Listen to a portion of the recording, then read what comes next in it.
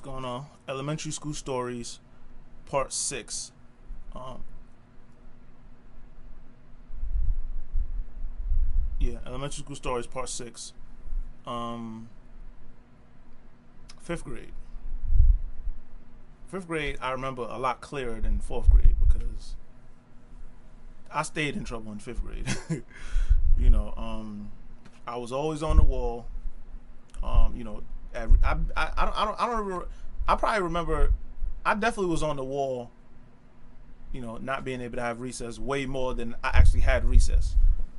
You know, I don't know. My teacher just. I don't want to say she had it out for me. I probably deserved it, but I like never had recess in fifth grade, like ever. It was crazy. I lived on that damn wall. Um, it was always the worst, man. Because you do something and you realize, damn, I gotta be on the wall. Like shit. Being on the wall was the worst, man. Seeing everybody play, have fun, play the little games, and you just like, ah, man. And you know, if you step up off that wall, you might end up having a damn suspension or you know, whatever. I don't even know if they gave detention back in them days because you know we was a little too young for that. I don't think they started giving detention to like middle school, but anyway. Health class. Now that was definitely something I remember because that was. I still giggle at that shit because you know they're just sitting there trying to tell us about like our bodies and sex and all that, and we're just sitting there just geeking the whole time. Like we thought that shit was hilarious. I remember I was one of the main niggas cracking jokes and shit like. You know, talking about how the penis gets inserted into the vagina, and I think oddly enough, I feel like we knew all of that shit already. You know what I'm saying? Because I mean, with the music we listen to, and you got television, and you got other your friends telling you all this shit. So by the time we're in health class, we think this shit is like a joke. We're laughing like, man, we know all of this shit, even though we don't know shit.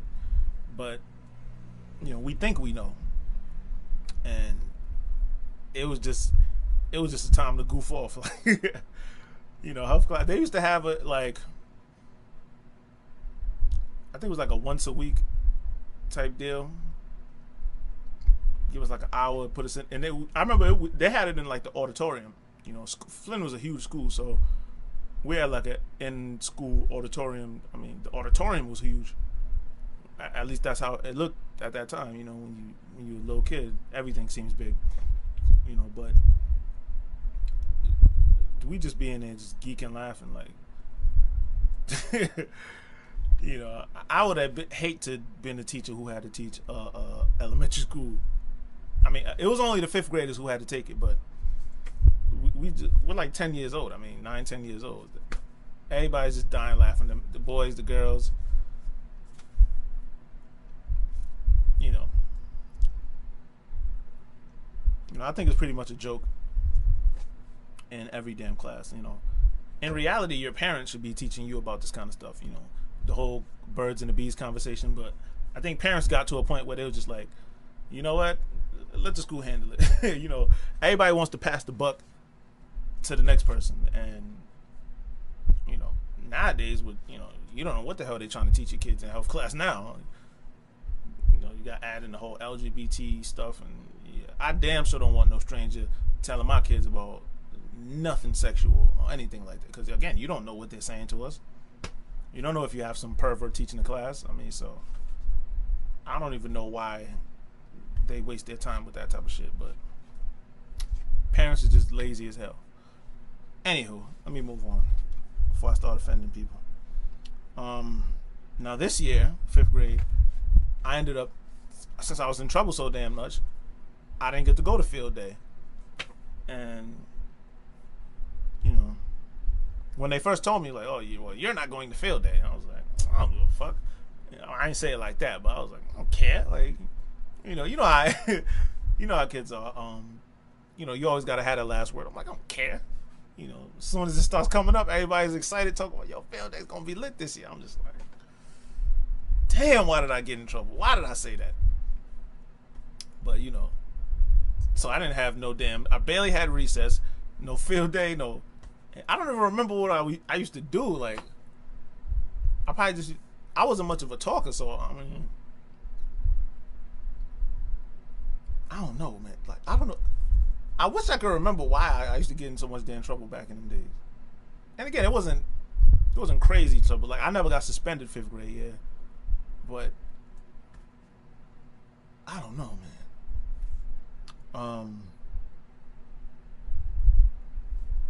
I don't know. I guess I just wasn't focused, you know. But who was focused? There was this girl. I think her name was. It was definitely Natasha. I don't know if it was Sheffield or Shenfield, something like that. She was this Asian girl. You know, it's kind of weird. Well, the last name is Shenfield for Asian girl, but anyway, she was a beast on the violin, and like, you know, one of them kids that they just don't act like normal kids. Like, they just really focus for somebody that age. She was like one of those. Like, she was nasty on that damn violin. And anytime we had music class, she would be off. She had like her own teacher, where the rest of us. I remember I played the flute back in them days. You know, I didn't learn a damn thing. I didn't take that shit seriously, and I didn't learn a damn thing about the flute. I didn't learn how to play no songs. I didn't learn nothing. You know, as soon as I picked it, I regretted it. Because, and you know, I had one of them classes where, you know, if you pick something, you had to stick with it for the whole year. And my dumb ass picked the flute, and I couldn't play not one song with that thing. I think I barely just squeezed by that class. You know, I still don't know why I picked the damn flute, but I don't know. I thought it would be cool. I probably just seen some movie, like most likely some cartoon where somebody was dancing playing the flute, and I was like, yo, that shit is dope. But in real life, it's like, that shit is not dope. You know, it's not dope at all. And I got bored with that shit very quickly. And I could barely play even the most basic things, you know. Definitely not the best decision I've ever made. And Natasha would just be there, just going crazy. I was like, God damn. Like, she was in all type of competitions, and she had her actually own. She used to bring her own violin, and you know, she was focused. She probably somewhere playing music across the world by now. I mean, mind you, this is like 5th grade, and she was extremely talented. Like, for real. Like, she was as probably nice as some adults. You know, like, I gotta Google her up one day. Natasha Shenfield, I think it is, something like that. Yeah, but anyway, I remember this other student, another guy who wasn't focused. Don't remember his name, but I mean, this guy must have had like problems at home or something. His parents always yelled at him or yelled at each other. This nigga was a problem from day one, like, and he would always give the teacher a problem. Like, he would call her fat. He would say shit to the teacher I've never heard a child say to an adult, and I was just like, oh, this nigga's bugging. There was a black kid too, so you know, black kids already got the stigma that we bad and we be doing whatever the fuck we want to do. And this motherfucker, he was a living, breathing example of that shit. Like, he didn't give a fuck. Like, I remember the teacher just had no idea what to do with this nigga. Like, I remember she saying to this dude one time, we would have to get in line, like the boys' line and the girls' line, and she told him to get in line. He's like, "You get in line if you could fit." Yeah, I was just like, yeah. Like, he would just go off on his teacher, and she kind of just had to take it. Like, she never like responded back negatively. She kind of just, she never yelled at him. She just had to, she handled it in a graceful way, as best she could. A lot of times they would have to just call the principal to come get this dude. And somewhere along the way, and he would always be disrupting the class, by the way, saying shit to people. The teacher called somebody up. Like, he was one of them kids that he had to sit right next to the teacher. Like, the teacher's desk was right here. He had to sit right next to her. And that was a bad move because he was always be saying shit about her, and it was just terrible, man.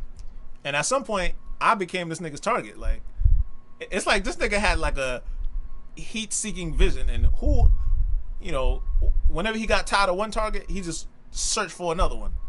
And one day I became his target because this motherfucker, like I didn't give a fuck about my appearance back then. So, and around this time, you know, this is when my mom finally started allowing us to like take showers. Because growing up, we had to bathe in like this bucket. You pour water in the bucket, and then use that to get clean. And when it's done, pour the bucket over you, and that shit felt good as hell. You know, but as we started getting a little older, a little taller, she started letting us use the shower, and so I started I take the hottest shower, fog up the whole bathroom. I barely be able to breathe. I had to open the damn window. And obviously taking hot showers, I get ashy as hell. And then, but I never put on no lotion. And this nigga saw my legs in class, and he just will roast the fuck out of me. Like, look at this ashy ass nigga. I would be mad as hell. Like, yo, what's this nigga bugging me for? Like, I don't even know this dude. Like, I don't speak to him. I don't do nothing. And he just was just roast the shit out of me. Like, this nigga used to call me Ashley. Like, just no mercy. And me, I used to get emotional. So, you know, even though usually I'm somebody that got jokes, it usually was with friends. Like, I joke around all day with my friends. But if it was somebody I didn't know, I'm like, I don't even know you like that to be joking around with you. So, like, the fuck. So I would take it more emotionally and just be like, yo, why is this nigga trying to fuck with me for? And he just roasted me he roasted me so bad, I finally said, all right, man, I had to put fucking lotion on. Like, I stopped putting on lotion because of this nigga. He just would roast me so bad. I was like, you know what? And then so when I came, I was like, nah, man. And that was the only thing he ever said about me. He didn't talk about my clothes. He didn't talk about my looks, my nothing else. So I said, fuck that shit. Put my lotion on, came to school, and he immediately looked down. He was like, oh, all right, you ain't got, you know what I'm saying, you got lotion on today. You ain't ashy today. I was like, yeah, boy. Like, and actually, matter of fact, and this is after I tried to fight this nigga, because he would roast me so bad. You know, one day we was both on, because obviously he was always on the fucking wall. So one day we both on the wall. So, oh, you actually just saying this, and you know, so I'm thinking, well, in my mind, I'm like, yo, most people don't want to fight. You know, usually bullies back down when you try to fight them. So let me see. I'm gonna step to him and be like, yo, you know, you say another fucking word about me, it's gonna be a problem. Like, we gonna scrap. And I remember I walked up to this nigga, and oh, yo, you say nothing about me, we gonna scrap. And this nigga turned around like, what up? I was just like, oh shit. Like, oh shit, this nigga really wants to fight. You know what I'm saying? And this nigga taught me a lesson after that. He literally was like, yeah, you shouldn't act like you won't fight if you ain't gonna do it. You know what I'm saying? And he didn't, you know, it wasn't even like a menacing way. He just like, yeah, you shouldn't do that unless you're ready to really go down. And I was just like, oh shit, oh, all right. I'm like, all right, yeah, you're right. So, you know, now I'm thinking, okay, now how do I get over? Or how do the nigga wanted to fight, and, you know, my heart really wasn't in it. You know, I wasn't mad enough to really want to fight him, but I just thought if I threatened him, he would back down. He didn't, and I'm stuck looking stupid. So that's when I went and put some lotion on and came back. And then he was like, all right. He just laughed. He was just like, oh, all right, you put some lotion on and shit? Yeah, you can't say nothing now. I was like, yeah, and then, you know, that was the end of it. You know, he ain't have nothing else to roast me with, so, you know what I'm saying? Like, he was the type of motherfucker to spot out your weakness and just attack you on it. And unfortunately, the teacher, I mean, she's not going to lose weight during the school year, so she was his main target. But eventually, I say, he probably was there for like a couple weeks, and I think he eventually ended up getting expelled, excuse me. And, yeah, so that was the end of him, and, yeah. I think I went back to just not wearing lotion once he got expelled. Yeah, I was just like, man, he ain't here no more. I ain't gotta wear lotion no more, so fuck it. You know, but anyway, back in them days, and this is what I love about the 90s. They had all these different programs for schools where, you know, I feel like kids in inner city schools had way more of an opportunity to do things outside of the norm, and they had us think about all type of, it was the era where they was telling us that you could be anything in this world, even if your parents ain't telling you could be anything in this world, you could do it, and a lot of us really held on to that, especially myself, so they had us thinking about that kind of stuff early, like this is, mind you, it's like what, 5th grade. So back then I wanted to be an archaeologist, which is basically somebody that goes around and digs up like ancient ruins and all type of stuff, and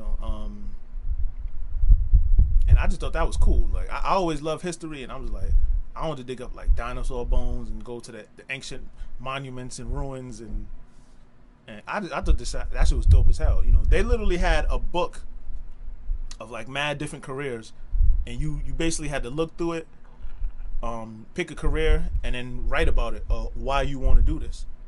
And yeah, that was mine. I wanted to see all like the ancient ruins and monuments, and travel all across the world. And also at the same time, this is around the time when Jurassic Park had came out, and they was I think they was paleontologists, but the paleontologists, they focus on dinosaur bones, but it's pretty much the same thing, where you going up and you just digging up old stuff, but I thought it was cool, I thought that stuff was, and so I chose an archaeologist. And I just think it's dope that they had us even thinking about that kind of stuff at that time, because I know a lot of public schools, especially in the inner city, like they damn sure wasn't thinking about anybody's future. They wanted us all to be at fucking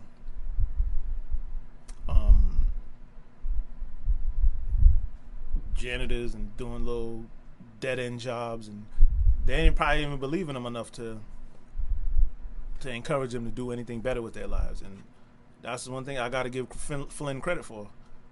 They definitely inspired us to be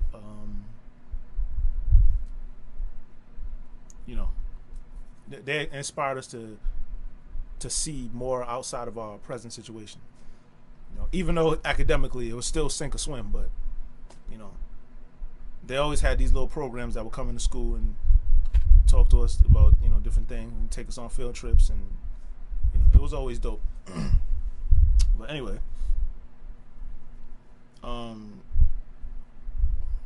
far as my classmates in the hood, there's always at least one kid in the class that's way older than everybody else. And we was like 10, so this nigga probably was like 14, 15. His name was Ricky. And this is 5th grade, and Ricky was dumb as hell. That's what I'm saying. Like, this nigga Ricky, even though he was way older than us, he still didn't never understand what was going on in that class. And I used to feel bad for that nigga. I'm like, damn, I can't imagine being old around all these little kids, and just they understand the material and you don't, and that shit was crazy. And I remember he would tell us shit like he wasn't a virgin, he was having sex already, and and we believed him. Who's to say? I mean, he seemed like he seemed like he'd been around the block. He wasn't one of them like geeky toys. He seemed like a cool, little teenager in the 5th grade. But I think we had another girl that was just mad old. She probably was like around the same age as him. So we had an older guy and an older girl, and both of them was dumb as hell. They didn't know. I'd be so embarrassed. And at the same time, during this time, my sister had stayed back. She had stayed back in 1st grade, and she had stayed back in 4th grade. So now we're in the same grade. She's like 2 years older than me, but now we're in the same grade, and that that'd be embarrassing as well, being in the same grade as your younger brother who's 2 years younger than you. But it was what it was, and this is the first time, because usually I never had to. I mean, we wasn't in the same exact class, but thank God. But now we was in the, for the most part, we wasn't in the same school, because when I was in kindergarten, she was like in 2nd grade, or first grade. She stayed back, and then when I got in kindergarten, then she's in first grade, and she was always a year ahead. Then she left. In that third grade year, I was just by myself in Bishop McVinney. Now I'm over here at Flynn. You know, she stayed back again, and she probably would have stayed back again, but I don't think, you know, one of them years my mom kept her back. The school was gonna pass her, but my mom was like, no, I want her to repeat because she don't really understand this stuff. And the other time, the school kept her back because she just didn't do well enough to pass. And yeah, and we ended up in the same grade. And now I got to see her at home and at school all the time. And you know, that damn sure wasn't fun because when you start being around somebody too much, you just start noticing too much things about them, and you just, I think the more you're around somebody, the less you start to like them. You know, but it is what it is. I remember I had a crush during my 5th grade year. Her name was Millie. Oof, Millie was like a tall, skinny girl, and we never had no classes together. But I always used to see her in like lunch and gym, and just like, damn, I just hope she would. Like, I wish I was cool enough to talk to her, you know. And the funny thing is, never spoke to her all the way until like literally the last day of school. And we're in gym class and like the last day of school, and then I think I was staring at her or something. And then she said something to me. I was like, oh shit, she talked to me. And that shit was just mad funny. And I'm like, yo, I just spent all this fucking time looking at this girl, and then she was cool this whole time, you know, and it didn't go further past that. But unfortunately, it was the last day of school, and then it's time to graduate and go to fucking middle school. But you know, yeah, I know how that goes. You know, then we graduated, and that was the end of Flynn. You know, that was the end of my first 2 years. I survived public school for the 2 years, and you know, now it's time to go to middle school. And y'all can check out my middle school stories whenever I decide to put it up. Alright? Holla at your boy. Just my thoughts, ladies and gentlemen. Peace. This is my elementary school stories, the E.W. Flynn years. Stay tuned for part 7. Alright? Peace.